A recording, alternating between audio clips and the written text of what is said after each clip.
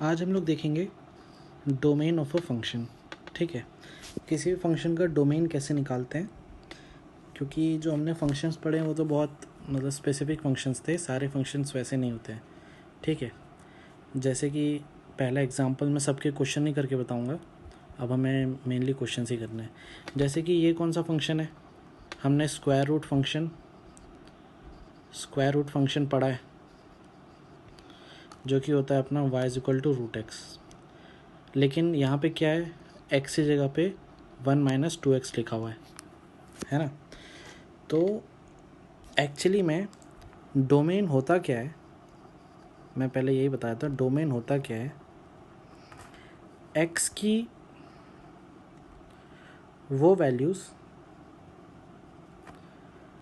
जो हम फंक्शन में रख सकते हैं, या फिर इसको अलग लैंग्वेज में ऐसा भी बोल सकते हो कि x की वो वैल्यूज़ जिसमें फंक्शन एक रियल वैल्यू देगा। ठीक है, तो यहाँ पे जैसे कि ये हमारा फंक्शन था, तो इसकी डोमेन हमने देखी थी, x क्या है, ग्रेटर दैन और इक्वल टू 0 होना चाहिए, क्योंकि अंडर रूट के अंदर है ना x। तो x क्या होना चाहिए, ग्रेटर दैन इक्वल टू 0 होना चाहिए। x नेगेटिव नहीं हो सकता, क्योंकि नेगेटिव हो जाएगा तो इमेजनरी हो जाएगा ना, जैसे -1 अंडर रूट -2। तो ये जो हमारा फंक्शन था उसमें डोमेन क्या था x का, x should be greater then और इक्वल टू 0।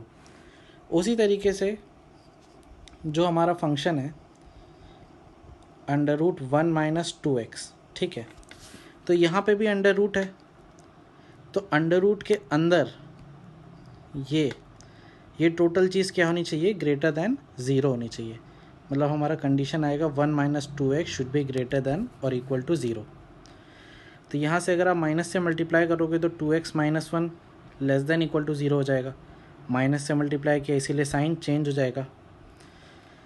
फिर इसके बाद 2x should be less than equal to 1, x should be less than equal to 1/2। ये हमारा आंसर आ जाएगा। या इसको हम ऐसा भी लिख सकते हैं, -∞ से 1/2 यूनियन, सॉरी क्लोज ब्रैकेट। ठीक है, क्लोज ब्रैकेट क्यों लिया मैंने, क्योंकि इक्वालिटी साइन भी यहाँ पे है। तो इसका मतलब क्या है कि जब x हमारा 1/2 से छोटा होगा तो ये जो टोटल चीज़ है जो अंडर रूट में है वो क्या होगी, ग्रेटर दैन इक्वल टू 0 होगी। और ये जो अंडर रूट के अंदर है वो value greater than equal to 0 होनी ही चाहिए, क्योंकि अगर नेगेटिव हो जाएगी तो इमेजनरी हो जाएगा ना, वैल्यू इमेजनरी आएगी, रियल वैल्यू नहीं आएगी। तो रियल वैल्यू आने के लिए ये टोटल चीज़ ग्रेटर दैन 0 होनी चाहिए, और ये टोटल चीज़ को ग्रेटर दैन 0 होने के लिए x हमारा क्या होना चाहिए, लेस दैन इक्वल टू 1/2 होना चाहिए। ठीक है, तो हमारा फाइनल जो रेंज है वो डोमेन आएगा वो क्या होगा, x बिलोंग्स टू -∞ से 1/2। ठीक है, ये x अगर इसके बीच में होगा तो इस फंक्शन की रियल वैल्यूज़ आएंगी। ठीक है, उसी को डोमेन बोलते हैं। समझ में आए? आगे बढ़ते हैं, देखते हैं और क्वेश्चंस, धीरे धीरे आइडिया लगेगा क्या बोलना चाह रहा हूँ मैं। जैसे कि f(x) = 3 sin इनवर्स 3x - 1/2 है। ठीक है, तो ये 3 से तो कोई फ़र्क पड़ नहीं रहा, इससे हमको कोई मतलब नहीं है, क्योंकि ये तो कांस्टेंट हो गया ना। दिक्कत कहाँ से, यहाँ से। ठीक है, अब देखो साइन इनवर्स x का आपको डोमेन पता होता है, मतलब अब अभी आप इनवर्स ट्रिग्नोमेट्रिक फंक्शन पढ़ रहे हो ना, तो उसमें आपको पता है कि x बिलोंग्स टू क्या होता है, डोमेन -1 से, सॉरी डोमेन क्या होता है, हाँ -1 से 1 ही होता है। उल्टा हो जाता है ना, रेंज जो साइन x का जो रेंज होगा वही साइन इनवर्स x का डोमेन हो जाएगा, और साइन x का जो डोमेन होगा वो साइन इनवर्स x का रेंज हो जाएगा। तो यहाँ पे हमारा साइन इनवर्स x का डोमेन क्या हो गया, ये हो गया -1 से 1 हो गया। ओके, ये आपने पढ़ा है ITF में, बस मुझे इतना ही ज़रूरत है कि साइन इनवर्स x का डोमेन आपको पता होना चाहिए। इसका मतलब क्या है कि साइन इनवर्स x के अंदर जो वैल्यू होगी वो -1 से 1 के बीच में होनी चाहिए। इसका मतलब क्या है कि 3x - 1/2 किसके बीच में होना चाहिए, -1 से 1। साइन इनवर्स एक्स के अंदर जो वैल्यू है वो -1 से 1 के बीच में होनी चाहिए, बराबर। तो यहाँ से हम देखते हैं, पहले मैं इसको सॉल्व करता हूँ। तो इसको सॉल्व करूँगा तो 3x - 1/2 should be less then 1। तो 3x - 1 should be less than 2, 3x should be less than 3, x should be less than equal to 1। तो x बिलोंग्स टू -∞ से 1, ठीक है। अब मैं इसको सॉल्व करूँगा, ये वाली को। तो इससे क्या आएगा अपना, -1 should be less then 3x - 1/2। तो -2 is less than 3x - 1, तो 3x - 1 should be greater than -2, तो 3x should be greater than equal to -1, तो x should be greater than equal to -1/3, ठीक है। तो x बिलोंग्स टू यहाँ से आएगा अपना -1/3 से इन्फिनिटी, ठीक है। तो अब ये वैल्यू और ये वैल्यू को हम क्या लेंगे, इंटरसेक्शन लेंगे। ऐसे ही सॉल्व करते हैं, मैंने आपको सॉल्व करना बताया हुआ है पहले कि इस इनइक्वालिटी को कैसे सॉल्व करते हैं। इसका क्या लेंगे, इंटरसेक्शन लेंगे, क्योंकि इन ये x की वैल्यूज़ पे ये जो टोटल चीज़ है वो 1 से छोटी है, और ये x की वैल्यूज़ पे ये जो टोटल चीज़ है वो -1 से बड़ी है। लेकिन हमको क्या चाहिए, -1 से बड़ी भी चाहिए और 1 से छोटी भी चाहिए। तो हम दोनों का इंटरसेक्शन लेंगे। तो इंटरसेक्शन अगर लेंगे तो देखो, -1/3 1, -1/3 से बड़ी, 1 से छोटी, इंटरसेक्शन पार्ट ये आया। तो x बिलोंग्स टू -1/3 से 1, ठीक है। दोनों में क्लोज ब्रैकेट है क्योंकि इंटरसेक्शन में क्लोज ही आएगा। दोनों में है ना वो चीज़ें, -1/3 भी दोनों में है और 1 भी दोनों में, इसीलिए मैंने दोनों पे क्लोज ब्रैकेट लगाया, ठीक है। तो समझ में आया कि जब x -1/3 से 1 के बीच में होगा तो ये जो टोटल वैल्यू है वो -1 से 1 के बीच में होगी, ठीक है, जो कि साइन इनवर्स एक्स का डोमेन होता है। तो टोटल फंक्शन का जो डोमेन हो जाएगा वो हो जाएगा ये, ठीक है।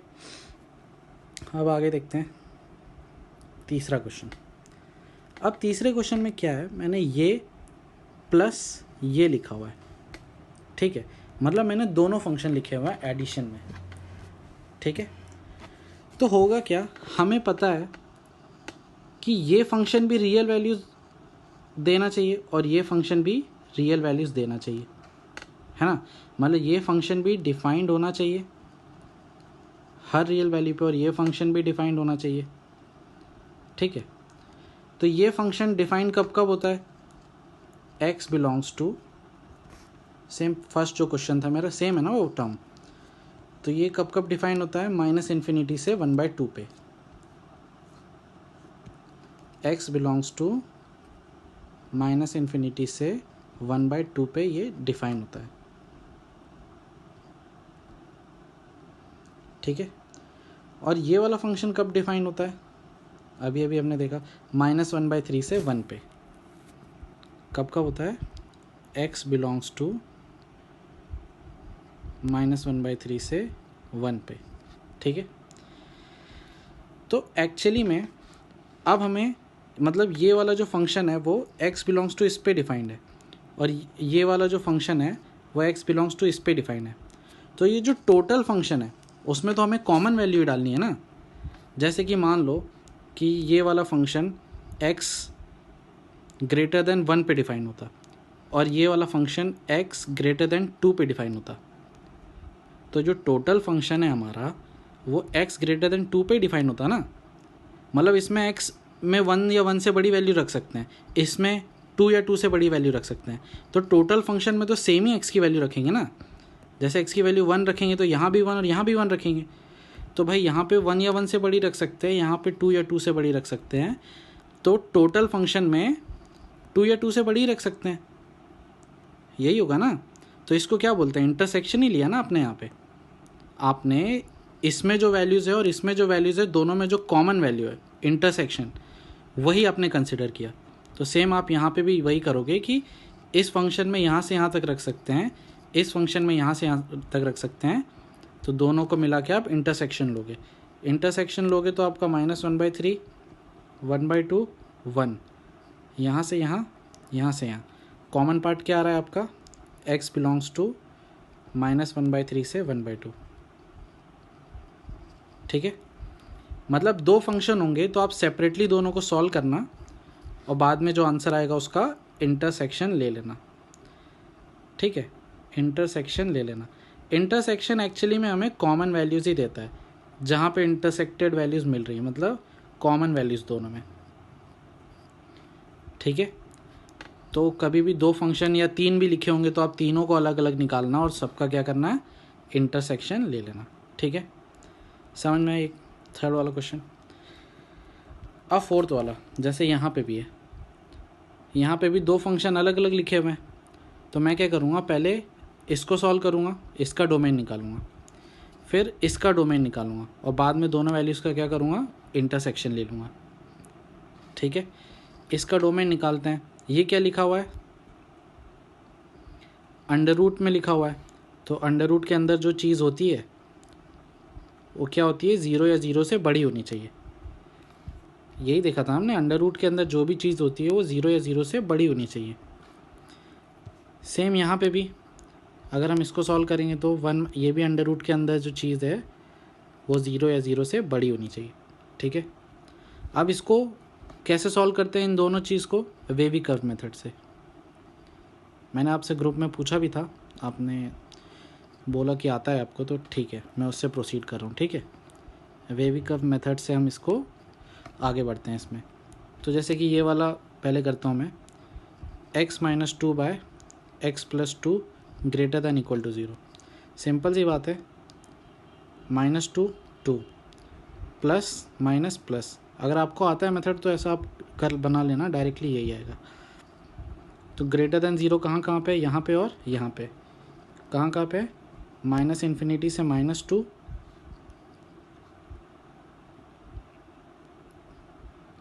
यूनियन 2 से ∞।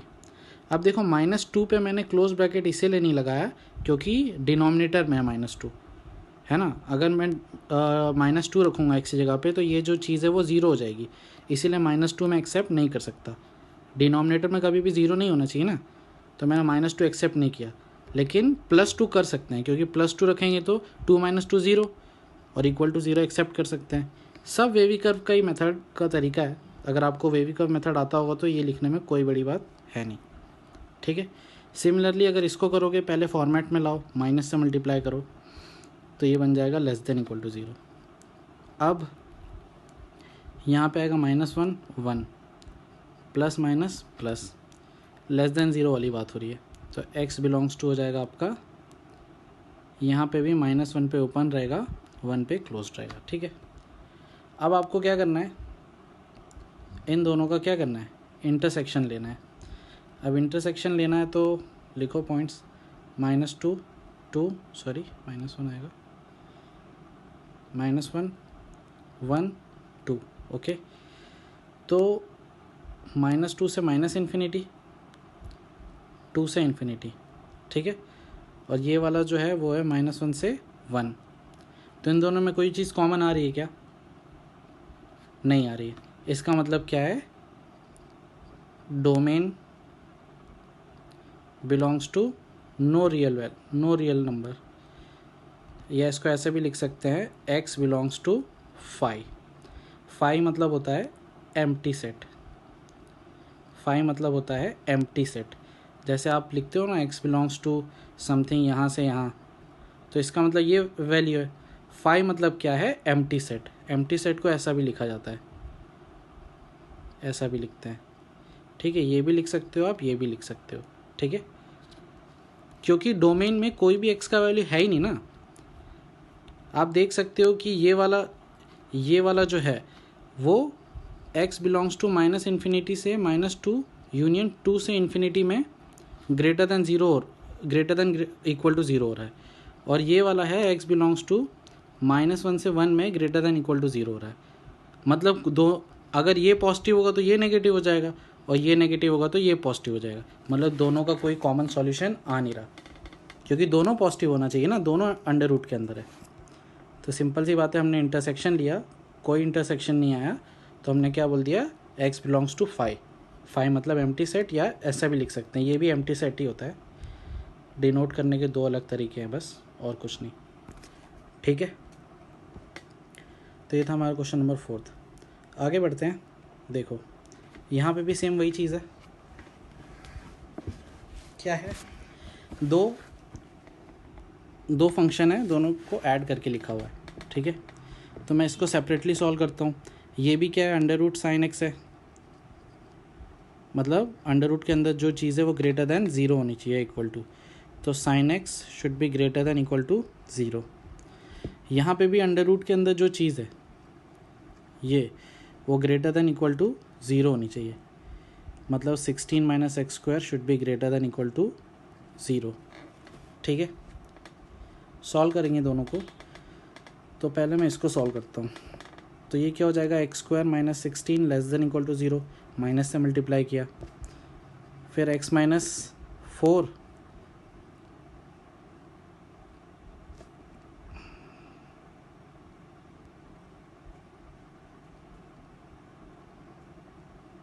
और x plus 4 less than equal to 0। ठीक है, तो ये भी वेविकर मेथड से ही सॉल्व होता है, -4 4 प्लस माइनस प्लस। ठीक है, नेगेटिव, तो यहाँ से अपना आएगा x बिलोंग्स टू -4 से 4। ठीक है, इसको सॉल्व कैसे करते हैं मैंने बताया हुआ है। ट्रिग्नोमेट्री में जब भी इनइक्वालिटी आती है तो उसको कैसे सॉल्व करते हैं, बाय ग्राफ, बताया हुआ है आपको, है ना। तो क्या करेंगे, ग्राफ बनाएंगे। सबसे पहले ग्राफ बनाएंगे।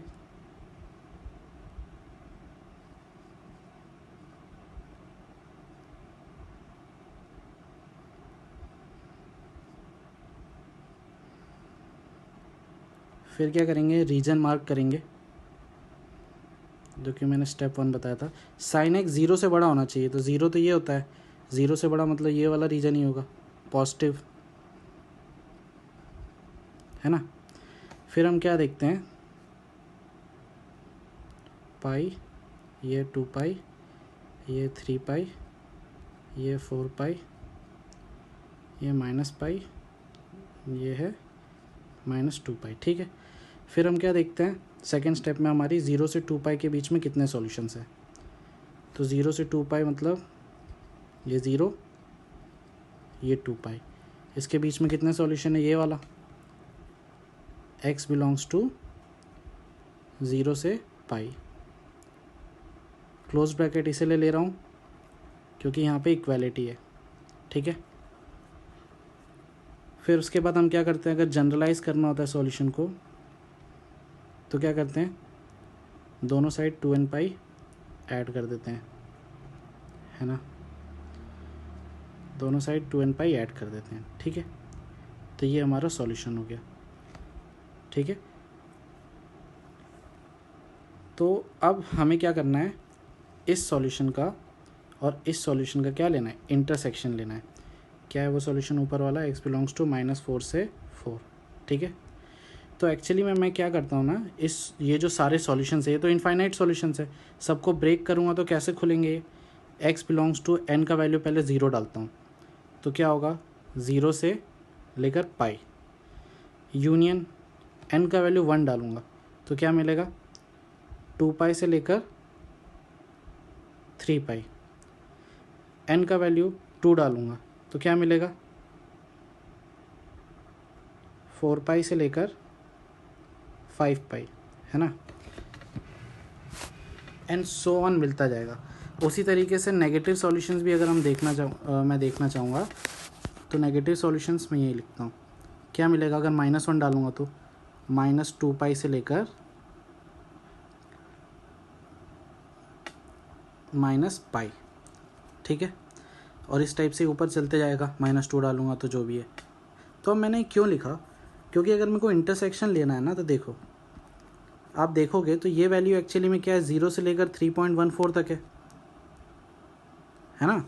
ये वैल्यू क्या है आपकी, 6.28 से लेकर, तो 3 से मल्टीप्लाई करोगे तो 9 पॉइंट समथिंग, तो इसका तो कोई मतलब नहीं हमारा, इसके बीच में नहीं आएगा ना इंटरसेक्शन, अगर आप ऐसे बनाओगे -4 तो इसकी ये तो एक वैल्यू है, इसके बीच में जो जो वैल्यू आएंगी वही इंटरसेक्शन होगा हमारा। तो ये वैल्यू तो आएगी ही नहीं क्योंकि 6.28 से 9 के बीच में है। उसी तरीके से ये वैल्यू भी बड़ी होगी तो ये भी नहीं आएगी। ये वैल्यू आ सकती है, ये वैल्यू क्या है 0 से लेके 3.14 तक, ऐसा ही आएगा ना। तो ये तो आ रही है। ये वाली वैल्यू देखते हैं, ये वाली वैल्यू क्या है -6.28 से तो -3.14 तक, है ना। इसका मतलब क्या है -3.14 यहाँ पे होगा, वहाँ से लेकर तो -6.28 यहाँ तक होगा, है ना। तो इसमें भी कुछ पार्ट मेरा कॉमन आ रहा है। कौन सा वाला पार्ट कॉमन आ रहा है, यहाँ पे ये वाला थोड़ा सा, और यहाँ पे ये पूरा कॉमन आ रहा है।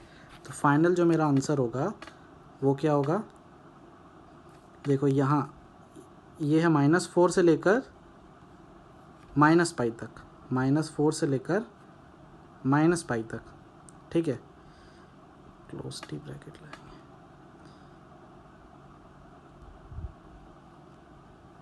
यूनियन 0 से π, ठीक है। ये आपका फाइनल आंसर हो जाएगा, बराबर। मैंने सिर्फ इंटरसेक्शन लिया, मैंने देखा कि -4 से 4 के बीच में कौन सी वैल्यूज़ आ रही है हमारी। ये वाली नहीं आ रही थी, ये वाली भी नहीं आ रही थी, ये आ रही थी और ये आ रही थी। इसके ऊपर भी आप जाओगे ना, जैसे -9 पॉइंट समथिंग से -6.28 ऐसे आएंगी वैल्यूज़, तो ये सारी वैल्यूज़ भी बड़ी हो जाएंगी ना, नहीं आएंगी कॉमन। अपने को वैल्यू क्या चाहिए, -4 से 4 के बीच में ही चाहिए थी। इसके लिए मैंने सिर्फ ये 2 वैल्यू लिया, ये भी आधी आई ना अपनी, ठीक है। तो ये अपना फाइनल आंसर होगा इसकी डोमेन का, ठीक है। हम लोग डोमेन निकाल रहे हैं सबकी, समझ में आए। आगे बढ़ते हैं, देखो 6th वाला। अब log x में हमने क्या देखा था, log x और यहाँ पे a, ठीक है, ऐसा मैंने बताया था। तो मैंने ये भी बताया था कि a का वैल्यू भी ग्रेटर देन 0 होता है और a का वैल्यू 1 नहीं होना चाहिए। और x के बारे में मैंने क्या बताया था, x भी क्या है ग्रेटर देन 0 होता है, ठीक है। तो यहीं पे लिख देता हूँ x ग्रेटर देन 0। कभी भी log x होगा, log ax होगा, तो ये जो चीज़ होती है वो 0 से बड़ी होनी चाहिए, 0 भी नहीं होनी चाहिए, 0 से बड़ी होनी चाहिए। आप ग्राफ भी देख सकते हो, ग्राफ हम बनाते हैं तो देखो x की वैल्यू क्या होती है, 0 से बड़ी होती है ना, 0 पे तो नॉट डिफाइंड होता है।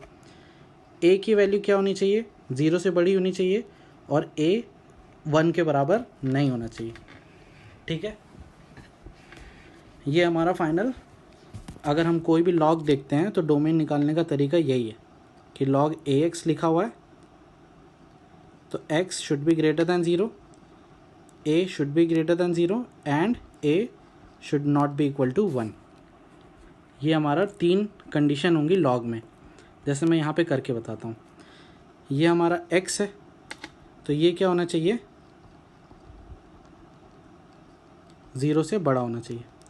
ये a है हमारा, ये भी 0 से बड़ा होना चाहिए और a जो है वो 1 के बराबर नहीं होना चाहिए। ये 3 कंडीशन है हमारी, तीनों की वैल्यू हम निकालेंगे और तीनों का क्या लेंगे, इंटरसेक्शन, क्योंकि तीनों ही सेटिस्फाई होनी चाहिए ना, तो इसीलिए तीनों का इंटरसेक्शन लेंगे। अब देखो x² - 11x + 24 ग्रेटर दैन 0, ठीक है। पहली वाली ये वाली, इसको सॉल्व करेंगे तो x², इसके फैक्टराइज कर देता हूँ इसको मैं, ऐसे ही होगा -3x नहीं यार ये नहीं होगा, हाँ यही तो होगा, 3 4 = 24 ही तो होता है, हाँ सही तो है। तो यहाँ से हो जाएगा x - 3 - 8 x - 3 ग्रेटर दैन 0। तो यहाँ पे x - 3 x - 8 ग्रेटर दैन 0, इसको भी वेविकर मेथड से सॉल्व करेंगे, plus minus plus greater than 0 यहाँ और यहाँ पे। तो x बिलोंग्स टू क्या हो जाएगा मेरा, -∞ से -3 ओपन यूनियन 8 से इन्फिनिटी। ठीक है, तो ये तो आ गया मेरा पहली इनइक्वालिटी का आंसर, ये वाला। दूसरी वाली क्या है, x-4 ग्रेटर देन 0, तो इसका मतलब x should be greater then 4, तो x बिलोंग्स टू 4 से इन्फिनिटी। ठीक है, और तीसरी क्या है, x-4 should not be equal to 1, x-4 should not be equal to 1, मतलब x should not be equal to 5, ऐसा आ जाएगा। ठीक है, अब हमको क्या करना है, इसका इंटरसेक्शन लेना है, और मतलब तीनों का इंटरसेक्शन लेना है एक साथ। तो अगर एक साथ भी आप ले सकते हो तो ले लो। पहले इन दोनों का ही लेता हूँ मैं, क्योंकि बाद में हम 5 हटा देंगे, ईजी है इसका इंटरसेक्शन। क्या है, -3 और -8 और 4, ठीक, -3, 4 और 8, 8 से बड़ा, -3 से छोटा, और यहाँ पे क्या है, 4 से बड़ा, और ठीक है। तो पहले अगर इन दोनों का इंटरसेक्शन देखेंगे हम, इन दोनों का, ठीक है, इन दोनों का देख रहे हैं, तो इसका आंसर क्या आएगा मेरा, x बिलोंग्स टू, इंटरसेक्शन कहाँ पे है, ये पार्ट में है ना, 8 से इन्फिनिटी।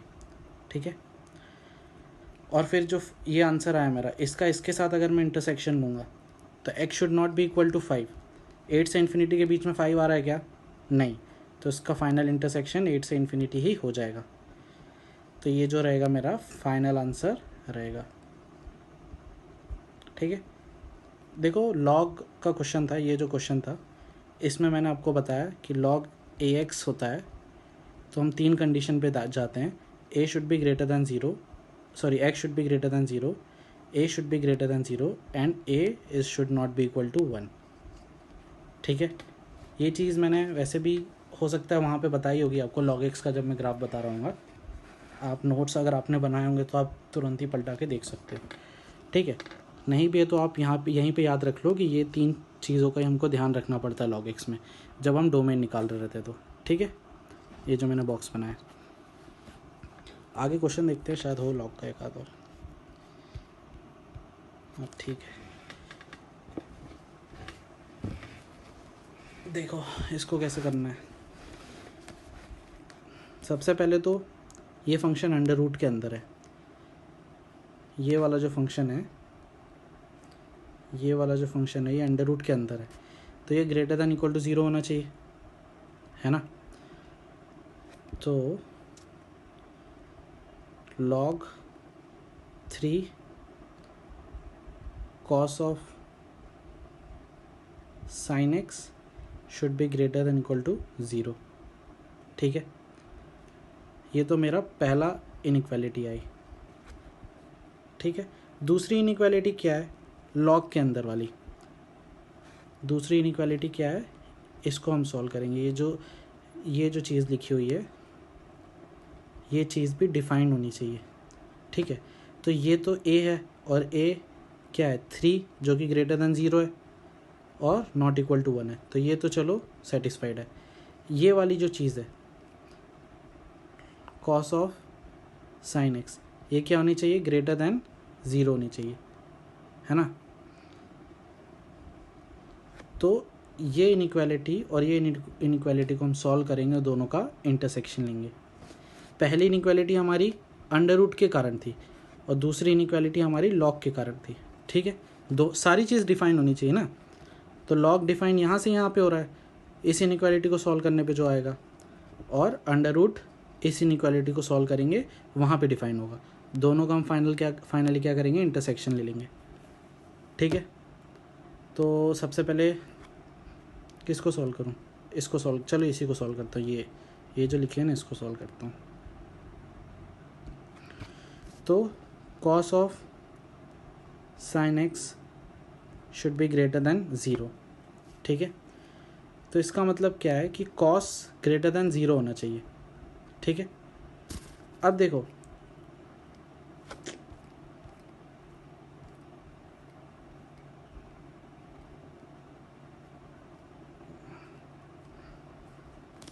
देखो साइन एक्स जो है वो कहाँ से कहाँ के बीच में बिलोंग, मतलब उसका रेंज क्या होता है, -1 से 1, यही होता है ना। साइन का जो रेंज होता है, मतलब साइन जो वैल्यूज़ देता है वो -1 से 1 के बीच में ही देगा, और ये जो वैल्यू देगा वो कॉस के अंदर जाएगी। ठीक है, ट्रिग्नोमेट्रिक इनइक्वालिटी ग्राफ तो मैं बनाऊंगा ही, मैंने आपको बोला ही है ट्रिग्नोमेट्रिक इनइक्वालिटी है, ट्रिग्नोमेट्री और इनइक्वालिटी है ना, तो ग्राफ बनाएंगे ही। तो सबसे पहले मैंने देखा जो साइन एक्स की जो वैल्यूज़ है वो -1 से 1 के बीच में जा रही है। ठीक है, कॉस का अगर आप ग्राफ बनाओगे तो कॉस का ग्राफ कैसे बनता है, इस टाइप के बीच, इस यहाँ से यहाँ तक का बनेगा, π/2 से -π/2 के बीच का। ठीक है, अब मैंने इस यहाँ से यहाँ तक का ही क्यों बनाया, क्योंकि अगर आप π/2 को सॉल्व करोगे ना, पाई मतलब 3.14/2, तो आपका आंसर आएगा 1.57 के आसपास आएगा, 1.57 के आसपास आएगा, मतलब ये वैल्यू क्या है आपकी 1.57 है। सिमिलरली ये वैल्यू आपकी -1.57 हो जाएगी।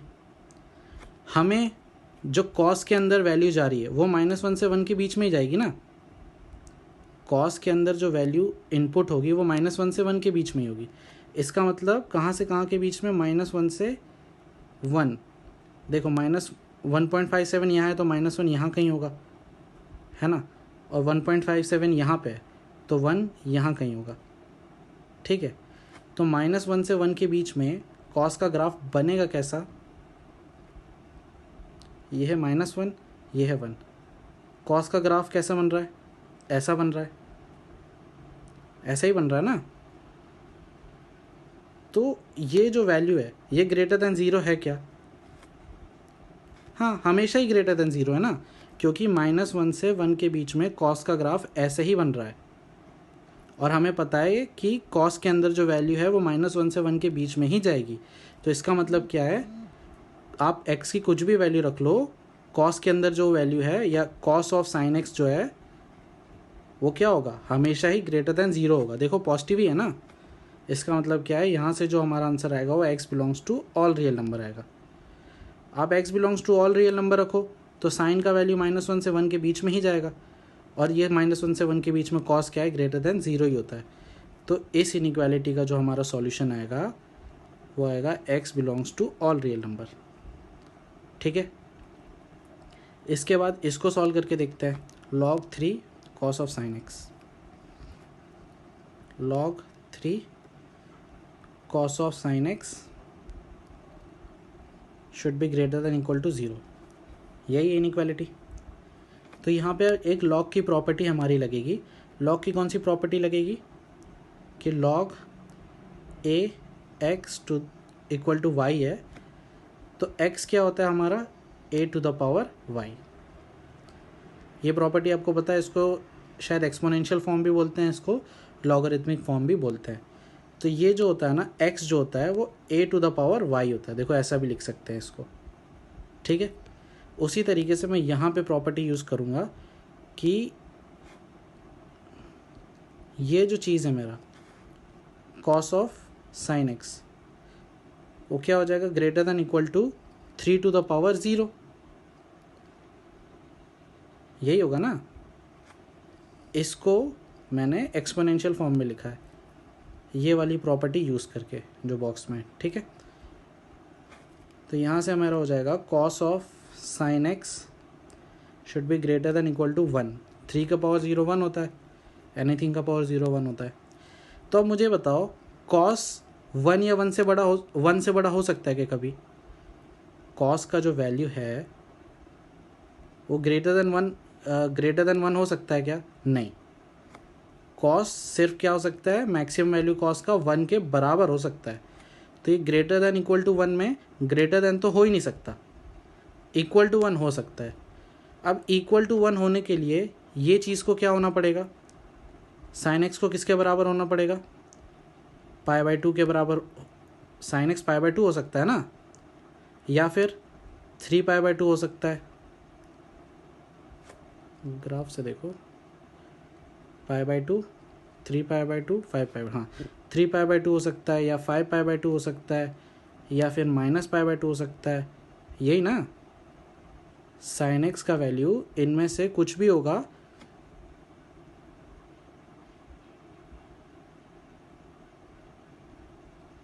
तो इनमें से कुछ भी होगा तो हमारा कॉस ऑफ पाई बाय 2 जैसे 1 हो जाएगा, कॉस ऑफ 3 पाई बाय 2 भी 1 होता है, कॉस ऑफ 5 पाई बाय 2 भी 1 होता है ना। तो साइन एक्स का वैल्यू पाई बाय 2 मतलब 1.57, यही होता है ना पाई बाय 2 का मतलब। तो साइन एक्स 1.57 हो सकता है कि कभी भी नहीं हो सकता। साइन एक्स का वैल्यू 1 से बड़ा नहीं हो सकता, 1 से बड़ा नहीं हो सकता। साइन एक्स का वैल्यू कहाँ से, -1 से 1 के बीच में ही होता है ना, तो ये वैल्यू एक्सेप्ट नहीं कर सकते।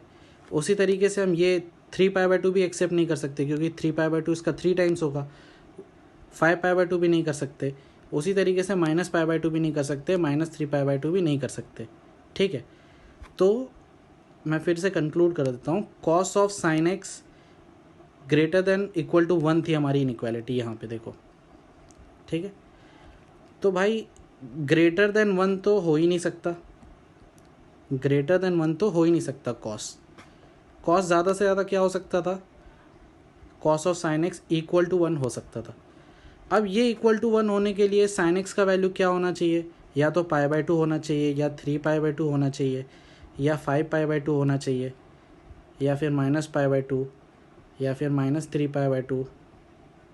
ठीक है, so on and so on. ठीक है, लेकिन हमने फिर देखा कि साइन एक्स ये क्या होगा, 1.57 के बराबर होगा पाई बाय 2, ये क्या होगा -1.57 के बराबर होगा, और ये वैल्यू भी उससे बड़ी ही होगी, ये भी बड़ी होगी, ये भी बड़ी होगी।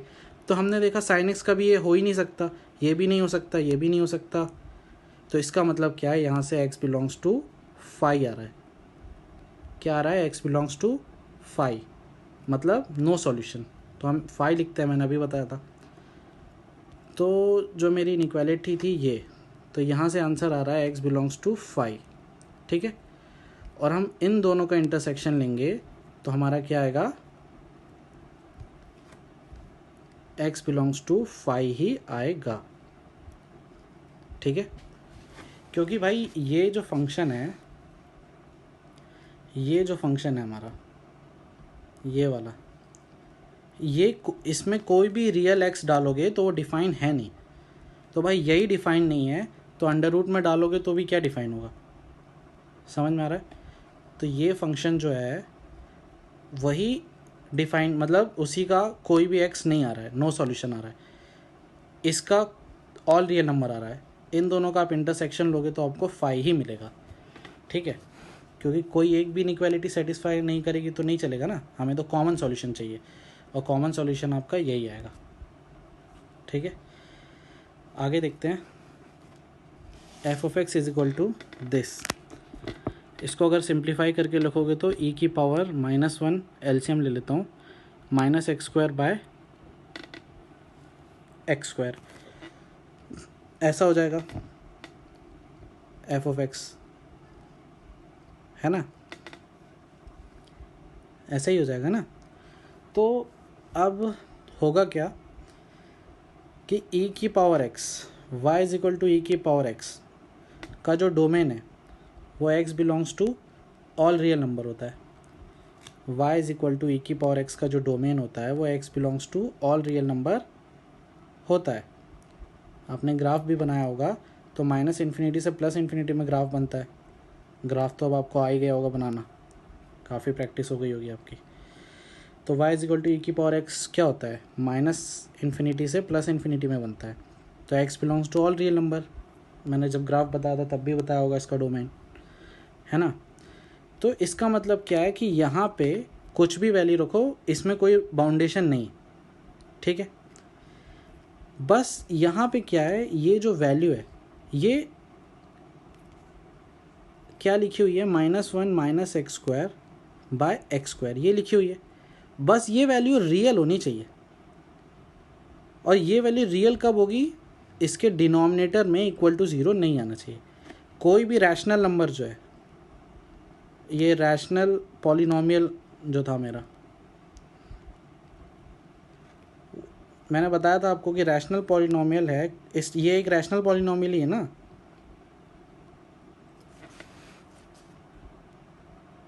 ठीक है, रैशनल फंक्शन बोल लो, पॉलिनोमियल नहीं बोलना था, पॉलिनोमियल बोलना गलत भी एक तरीके से, रैशनल फंक्शन बोल लो। ये एक रैशनल फंक्शन है, मैंने आपको बताया था, क्योंकि पॉलिनोमियल बाय पॉलिनोमियल फॉर्म में लिखा हुआ है। बस इसका डोमेन कब डिफाइन नहीं होता है ये भी मैंने बताया था कि क्यू ऑफ एक्स 0 के बराबर नहीं होना चाहिए, क्योंकि नीचे क्या है, डिनोमिनेटर है, और डिनोमिनेटर हमारा 0 हो जाएगा तो 1 एनीथिंग बाय 0 का फॉर्म आ जाएगा ना, जो कि क्या होता है, नॉट डिफाइंड। ठीक है, तो कोई भी चीज़ डिनोमिनेटर में होती है तो वो 0 नहीं होनी चाहिए। तो इसका मतलब क्या है कि x square should not be equal to 0। इसका मतलब क्या है, x should not be equal to 0। ठीक है, तो इसका जो डोमेन है वो क्या है, एक्स 0 नहीं होना चाहिए, बाकी कोई भी वैल्यू चलेगा, क्योंकि ई की पावर एक्स में कोई भी वैल्यू चलता है ना, तो यहाँ कुछ भी वैल्यू हो कोई दिक्कत नहीं है, बस ये 0 नहीं होना चाहिए। और ये 0 कब नहीं होगा, जब एक्स 0 नहीं होगा। तो x should not be equal to 0, तो हम इसका डोमेन लिखेंगे ऑल रियल नंबर्स माइनस 0, ये करली ब्रैकेट, इसका मैंने मतलब आपको बताया था, इसमें सिंगल वैल्यू होती है। या फिर हम ऐसा भी लिख सकते हैं, x belongs to minus infinity से 0 यूनियन 0 से इन्फिनिटी, है ना। हमने रेसिप्रोकल फंक्शन भी देखा था ना, रेसिप्रोकल फंक्शन का क्या होता है, ये जो वैल्यू है वो 0 नहीं होनी चाहिए, तो यही आता है उसका डोमेन। आप देख लेना जाके, रेसिप्रोकल फंक्शन का डोमेन यही होता है, और रेंज भी उसका यही होता है। ठीक है, तो यहाँ से सिर्फ हमारा आंसर क्या आएगा, x square should not be equal to 0, मतलब x should not be equal to 0, तो अपना रेंज ये आ जाएगा, सॉरी डोमेन ये आ जाएगा। ठीक है, क्वेश्चन नंबर 9 क्या है हमारा, f of x is equal to sine 2x minus a plus b, जहाँ पे a कॉमा बी क्या है, रियल नंबर्स है। ठीक है, तो देखो sine y is equal to sine x में x की जगह पे आप कुछ भी डाल सकते हो, x belongs to real number होता है ना इसका डोमेन, साइन एक्स का domain x belongs to real number होता है, मतलब आप x की वैल्यू कुछ भी डालोगे तो कुछ ना कुछ वैल्यू तो y का मिलेगा ही। हमारा ग्राफ भी कुछ इस टाइप से ही बनता है, मतलब x प्लस इन्फिनिटी से x माइनस इन्फिनिटी पे सारी वैल्यूज़ x की y की कुछ ना कुछ वैल्यू आती है, या साइन x की कुछ ना कुछ वैल्यू आती है। ठीक है, तो यहाँ से जो x है वो प्लस इन्फिनिटी से माइनस इन्फिनिटी तक कुछ भी हो सकता है, तो साइन x का जो डोमेन होता है वो क्या होता है, x belongs to real number होता है। ठीक है, तो यहाँ पे ये चीज़ 2x minus a plus b, ये भी क्या होनी चाहिए, रियल नंबर होनी चाहिए, और ये रियल है, ये रियल है, तो ये भी रियल ही होगा ना। मतलब ये सिर्फ एक, मैं आपको कन्फ्यूजन ना हो इसीलिए बता रहा था कि ये पूरी चीज़ बस रियल होनी चाहिए, ये रियल है, ये भी रियल है, हमें दिया हुआ ए कॉमा भी रियल है, तो ये भी रियल ही होगा।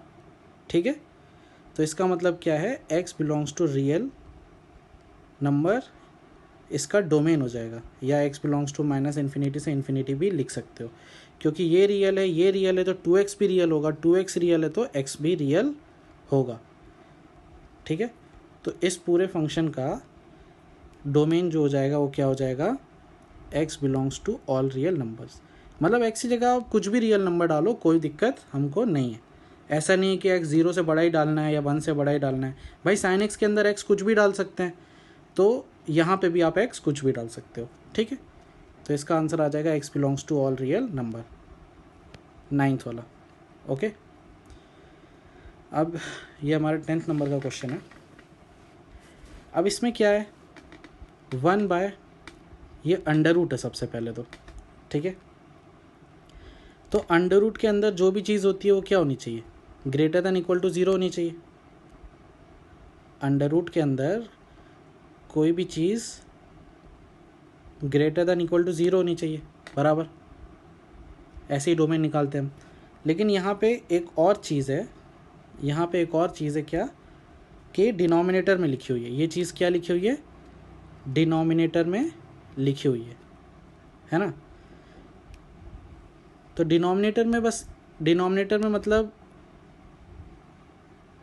जो डिनोमिनेटर का वैल्यू है उसका एक ही कंडीशन होता है कि वो नॉट इक्वल टू 0 होना चाहिए, नहीं तो 1/0 का फॉर्म बन जाएगा जो कि नॉट डिफाइंड हो जाएगा। ठीक है, डिनोमिनेटर में जो भी चीज़ है वो 0 नहीं होनी चाहिए, वो 0 नहीं होनी चाहिए, क्योंकि फिर वो नॉट डिफाइंड हो जाएगी। मतलब ऐसी कोई एक्स ये वैल्यू, मतलब ये जो टोटल अंदर वाली चीज़ है, ये चीज़ x² - x -6 ये 0 नहीं होनी चाहिए। ये हमारी सेकंड कंडीशन है। ठीक है, पहली कंडीशन तो ये है और दूसरी कंडीशन मेरी ये है। ठीक है, तो पहली कंडीशन जो है मेरी, अगर मैं इन दोनों को जैसे दूसरी कंडीशन को मैं थोड़ा भी सिंप्लीफाई करूँगा ना तो मेरा आंसर आ जाएगा। जैसे √x 0 नहीं होना चाहिए, इसका मतलब क्या है कि x 0 नहीं होना चाहिए। तो उसी तरीके से जो सेकंड कंडीशन को अगर मैं पहले सिंप्लीफाई करूँगा, √x² - x -6 should not be equal to 0।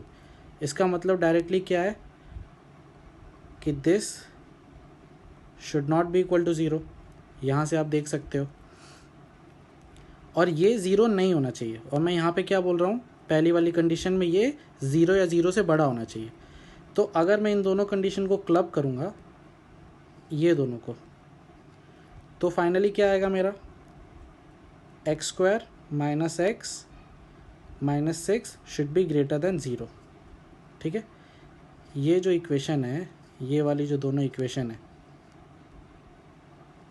इन दोनों को अगर मैं क्लब करूँगा तो यहाँ पे मेरे को क्या बोल रही है कि ये चीज़ नॉट इक्वल टू 0 होनी चाहिए, यहाँ पे थी कि ये चीज़ ग्रेटर दैन और इक्वल टू 0 होनी चाहिए। तो ये इक्वालिटी मैंने हटा दी, क्योंकि इक्वल नहीं होना चाहिए ना, तो मैंने हटा दिया उसको। तो दोनों को फाइनल मेरा इक्वेशन ये बना। अब मैं इसी को सॉल्व करता हूँ। मुझे एक ही इक्वेशन सॉल्व करनी है इस पूरे फंक्शन का डोमेन निकालने के लिए। इसको कैसे सॉल्व करते हैं मैंने बताया हुआ है आपको। ठीक है, देखो यही चीज़ मैं बताना चाह रहा हूँ। पहले ही मैंने आपको सारी चीज़ें बता दी है कि स्टेप को कैसे सॉल्व करते हैं, ट्रिग्नोमेट्रिक इनइक्वालिटी आती है तो कैसे सॉल्व करते हैं, नहीं तो मुझे बीच बीच में वो सारी चीज़ें बतानी पड़ती। अब आपको सारी चीज़ें आती है तो आप फटाफट क्वेश्चन कर सकते हो। जैसे कि इसको सिर्फ आपको क्या करना है,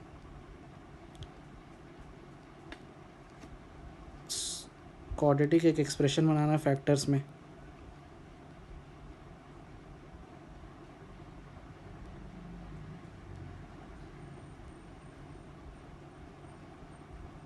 ठीक है, तो ये हो जाएगा अपना स्टेप x - 3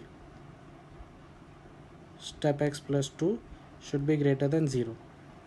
तो यहाँ से हो जाएगा -2 3 प्लस माइनस प्लस, तो ग्रेटर देन। इसका मतलब क्या है कि step x should be less than -2 और step x should be greater then 3। अब इसको कैसे सॉल्व करते हैं मैंने बताया हुआ है, याद भी रखने की ज़रूरत नहीं है। -2 से छोटा होना चाहिए। ठीक है, तो -2.1 रखेंगे तो स्टेप का वैल्यू क्या आएगा, -3 रख सकते हैं। -2.2 भी उसी तरीके से रखेंगे और -2.9 तक रखेंगे तो भी चलेगा। ठीक है, और बाकी उससे छोटी वैल्यू तो चलेगी ना, बस 2 से बड़ी होनी चाहिए। ठीक है, अगर -1.9 रखेंगे 99 तो नहीं चलेगा, और अगर -3.1 रखेंगे तो चलेगा।